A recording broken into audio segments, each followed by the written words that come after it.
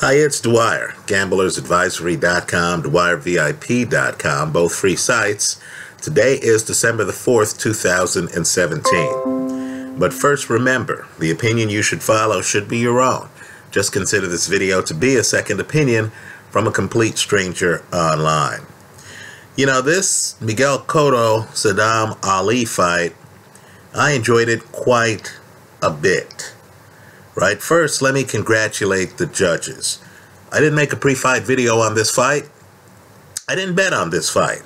Simply because whenever you have a popular, charismatic fighter taking a farewell fight, a victory lap fight, in a location where that fighter is loved, and I'm telling you, Miguel Cotto is loved in New York City. Right? Then it's a little bit perilous, especially when his opponent isn't really a big puncher, right? Decent puncher, but not a Mike Tyson level puncher. In other words, you get the feeling the fight's gonna go the distance.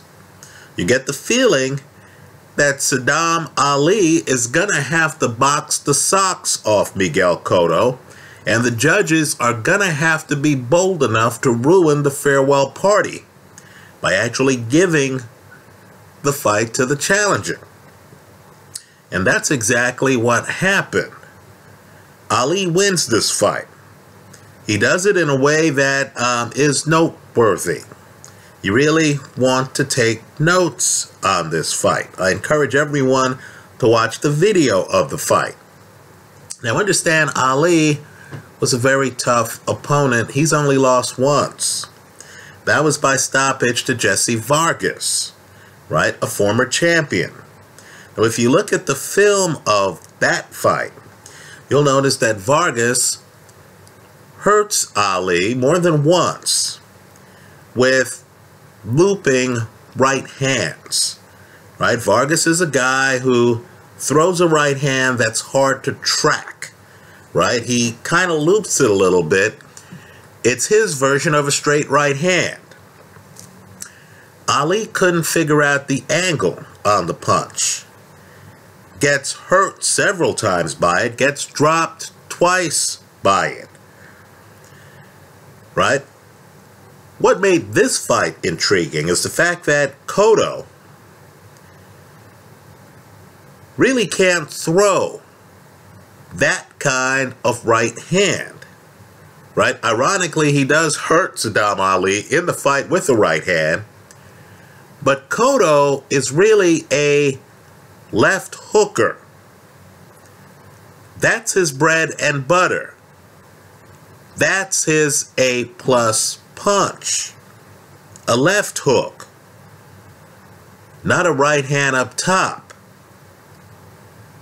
Right? So, not having to deal with Jessie Vargas's length. Vargas is tall for 147, right? And that's where the Sadam Ali Vargas fight took place. I know this one was in the 150s, right? One of the reasons why Cotto picked Sadam Ali is that Ali would have to gain weight to fight the fight, right? But Ali fights Vargas at a lower weight.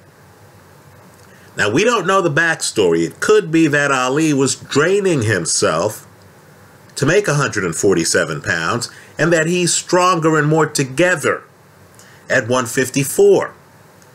Right? But just understand, with Vargas, there's a long arm dynamic that you don't have with Miguel Cotto. Right? Vargas steps in the pocket, but he's still a little bit a ways from you. It's kind of like Deontay Wilder. So if you can't pick up a long distance looping shot, you're going to have a problem against Vargas. You're not going to have that problem against Miguel Cotto. The problem you do have, and for everyone online who handicaps fights, this is a fight to look at, is that Cotto is sudden. In other words, he's outside, then he jumps inside, especially since he's joined Freddie Roach. He jumps inside suddenly. And before you know it, there's that left hook in your ribs or on your temple before you could blink. taking you out.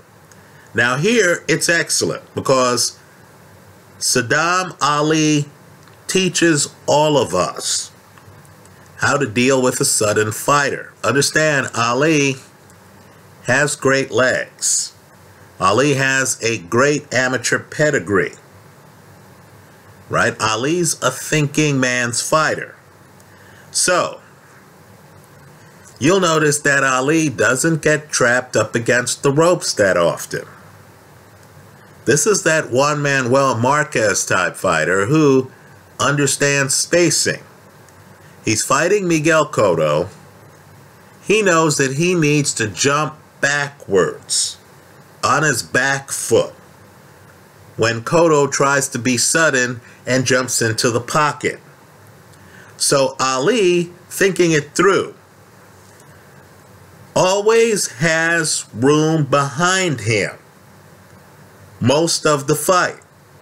He sets up the angles, right? A lot of his fight takes place before punches are thrown. He sets up the angles so he knows he can jump back when Cotto jumps in. This is kind of like Ezzard Charles against Rocky Marciano, right? This is what they talk about.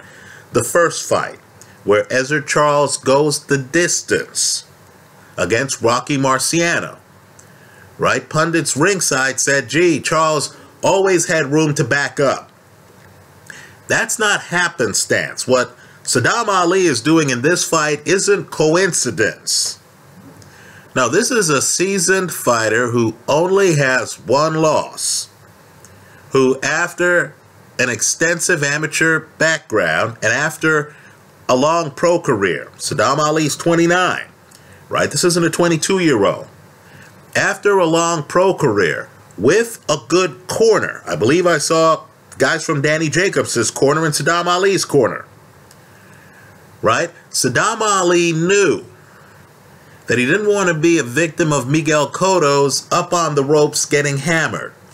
So he's in the ring. You'll notice when Cotto's sudden and jumps in, Ali uses his legs for defense and jumps backwards, right? That's important because Cotto's left hook is hard to read. It's like a Danny Garcia left hook where you don't know if he's throwing it up top or whether he's throwing it low. You know, when Cotto reaches back and he's like this, you only have a millisecond to think. And if you block low and Cotto throws it on a temple, you might get stopped. If you block high and Cotto gets it under your elbow, you might get stopped off a liver shot. So here, Sadam Ali, and it's because he has a back foot game. To the young guys who think boxing's all front foot, look at this film. Sadam Ali, because he has great reflexes and great legs, jumps back so Cotto's out of range even when Cotto jumps forward. Right, folks? It's good stuff. Let me also say, too, that fighters have certain dilemmas.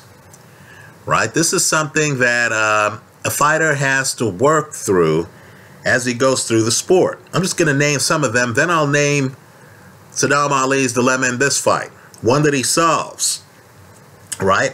One of the dilemmas, in general, is, you know, you want a fighter up on his toes so he can move. But at the same time, you want that fighter to be able to throw punches with power. Something that's better done when you're flat-footed. So how does a fighter get up on his toes, move around the ring while throwing power shots? I believe the great fighters know how to anchor themselves right before throwing the power punch. In other words, they're up on their toes, but they'll pick a spot to set their feet right before throwing power shots. Right? Another thing that casual fans need to think about is we always want fighters to keep their hands up for defense. Right? But when you have your hands up and you're moving around, sometimes you're not as balanced as you are when you have your hands down and you're moving around. Right? Think about NFL running backs. They run with their hands down. right? You don't see guys running, carrying the ball up here because having your hands up like this throws off your balance, right? You also have the dilemma, and every fighter faces this, where a fighter wants to land body shots. They see the other guy's body's open and they want to land body shots. They want to load up on body shots. But they don't want to be tethered to the pocket. Let's say you're fighting a guy with a big punch. You see his body's wide open. The problem is, how do you throw a body shot without having that fighter, right, able to land back on you with counters since you're right in front of him on the body shot?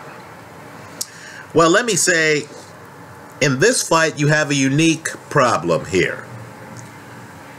Sadam Ali's corner didn't want Sadam Ali leaning up, because that's when Cotto leaps forward and lands a shot on your chin, right? They didn't want Ali being too upright, because when you get hit and you're upright, you could topple back and fall over.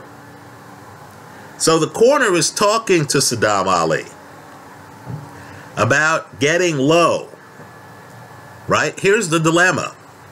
How do you get low and still move your legs to move out of the way when you're fighting a sudden fighter like Miguel Cotto, right? These are the dilemmas that Cotto causes opponents. So it's interesting because Ali stays higher than his corner wants for stretches of this fight, but he's masterful at it, right? Then you'll notice too, the few times that Cotto backs Ali in the corner, Ali is quick to get out of the corner.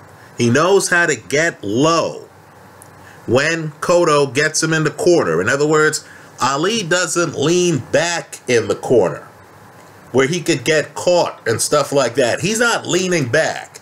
When he's in the corner, he gets low. So as Cotto's throwing, Ali has that left hand blocked. He's able to pivot away from the corner. So what you have here in this fight, and it's great for longtime boxing fans, is not a crafty veteran making his exit in Miguel Cotto. You actually have two crafty veterans. Sadam Ali in this fight, simply put, outthinks Miguel Cotto. He has the faster hands. He understands that he stayed too close to the pocket against Jessie Vargas, right? He fights a different fight against Jessie Vargas, where he's much more flat-footed. So here, he's moving. There's no shame in his game. He concedes the pocket to Miguel Cotto numerous times. He knows he's the two-handed fighter in the ring, right? He is so obsessed with Cotto's left hand, which he neutralizes, that Cotto at one point, and it's a fascinating moment in the fight, knowing what happened to Sadam Ali against Jessie Vargas, Cotto steps in the pocket, throws a right hand, and hits Sadam Ali right on the chin. It's right in the middle of the fight. And Ali actually staggers. So Cotto then jumps in. But Cotto's not fighting a new fighter. He's not fighting an excitable fighter.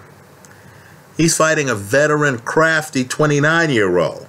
So Ali gathers his thoughts. Now keep in mind, the reason Ali gets hit with the right hand is Ali's focused on Cotto's bread and butter. And quite frankly, the left. And quite frankly, that's the right decision. Because understand, Cotto's left hook is a plus. Cotto's right hand is, we'll say, B-. So even though Cotto lands flush with the right hand on Ali in the middle of the fight, it doesn't knock Ali down. Ali understands he'd rather take right hands from Cotto than left hooks. Right? Masterful fight. Let me say this too.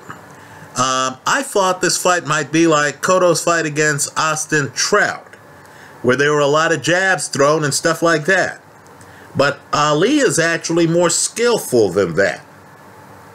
Right? Ali doesn't fixate on one shot. What he does, rather, is he moves back when Cotto jumps in.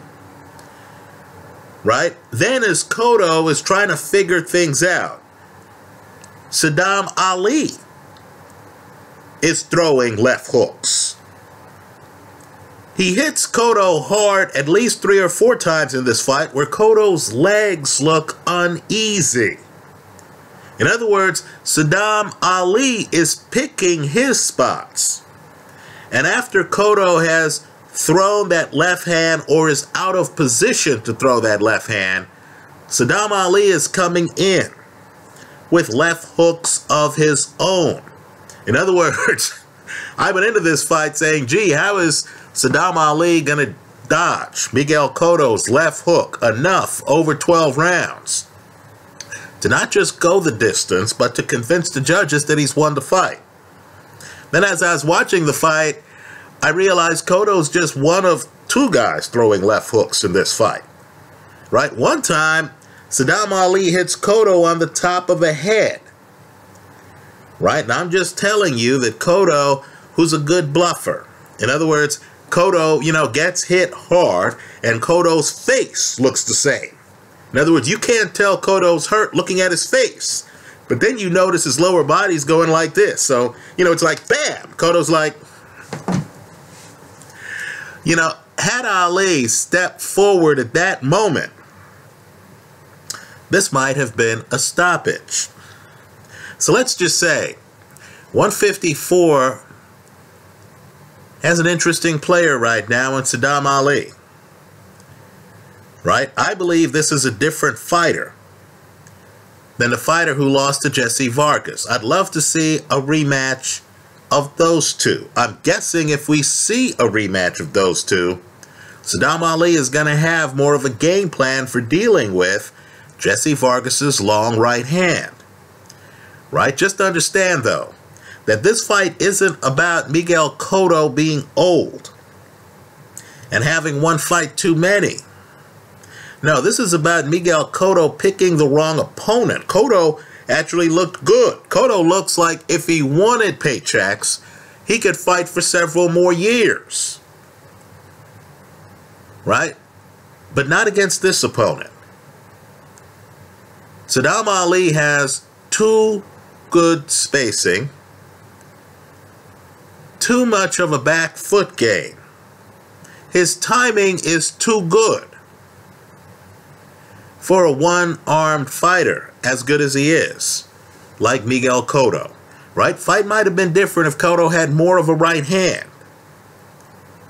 Right? But Cotto's meat and potatoes, his fastball is his left hook. Right? Nothing else he throws is in the mid-90s. Right? And let's remember, too, Cotto, who's very mobile for middleweights. Right? You remember the Cotto-Daniel Gill fight? Wasn't as mobile. Didn't have the level of legs that Sadam Ali had at 154 pounds. So, great fight. Let's just say you wonder, how do you beat a sudden fighter? The answer is with a great back foot game and timing. This is the blueprint tape, at least for me. Anyway, let me hear from you. I hope you leave your comments in the comment section to this video. Let me point out, too, that if you're a critic of Sadam Ali, the criticism would be focused on the fact that he does get caught with some right hands in this fight by Miguel Cotto, who's really an inverted southpaw. Right? He did get stopped by right hands from Jessie Vargas. And the right hands are long right hands. In other words, the other guy steps in and throws a punch from distance, and Sadam Ali can't read it. Now, you do have some guys at 154 who could throw that punch. Right? Jermell Charlo can throw that punch. Right? If you're a fan of Sadam Ali's, you're going to say to yourself, okay, well, Ali allowed Cotto to throw those right hands because he knew Cotto is really a lefty fighting out of an orthodox stance. Right? But still, if you're handicapping Sadam Ali fights, if the opponent has a great long right hand, you need to consider that in handicapping his odds. Anyway, let me hear from you. I hope you leave your comments in the comment section of this video. Thanks for stopping by.